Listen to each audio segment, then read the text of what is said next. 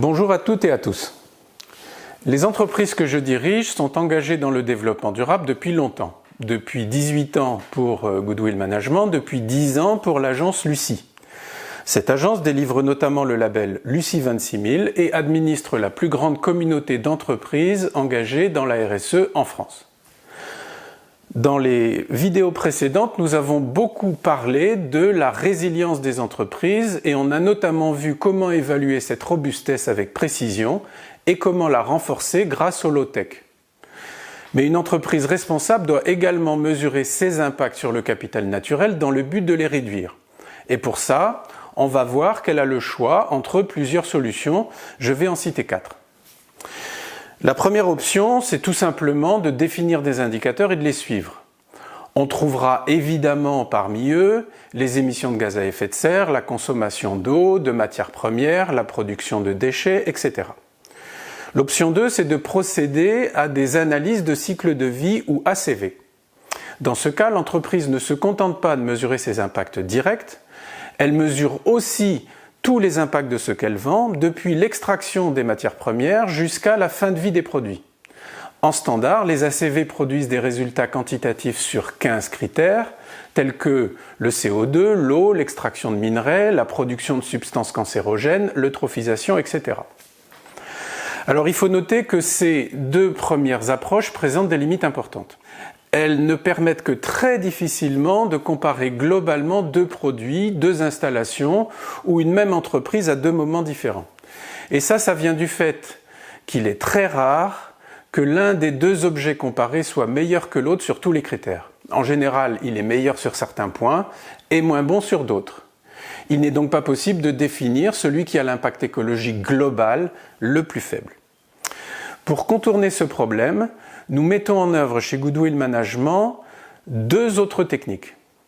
L'option numéro 3, donc, c'est ce qu'on appelle l'empreinte écologique. Cette méthode permet de traduire tous les impacts en équivalent hectare terrestre, ce qui rend les comparaisons très simples. Par exemple, si un produit A a un impact de 1 hectare, il sera considéré comme globalement moins bon pour la planète qu'un produit B qui aurait un impact de 0,8 hectare.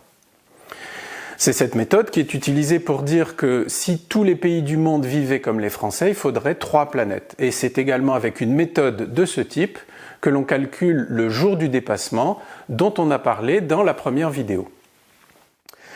La quatrième et dernière méthode s'appelle la comptabilité environnementale. Et grâce à elle, on traduit tous les impacts en euros. Et du coup, on peut comparer la valeur économique et sociale que l'on crée d'un côté avec la valeur naturelle que l'on détruit de l'autre. Alors voyons maintenant un exemple de comptabilité environnementale.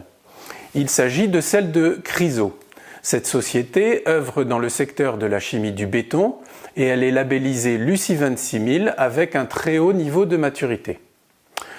Alors on voit sur ce schéma que tous les ans, l'entreprise détruit 87 000 € de capital naturel.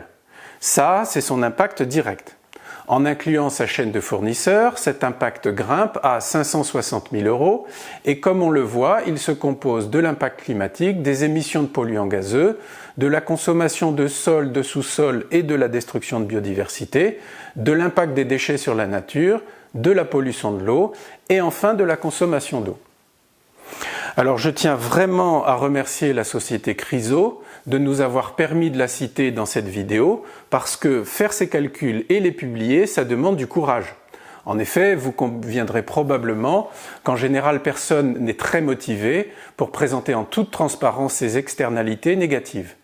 Alors merci Chryso, vous nous montrez l'exemple à tous parce que l'heure n'est plus à l'hypocrisie.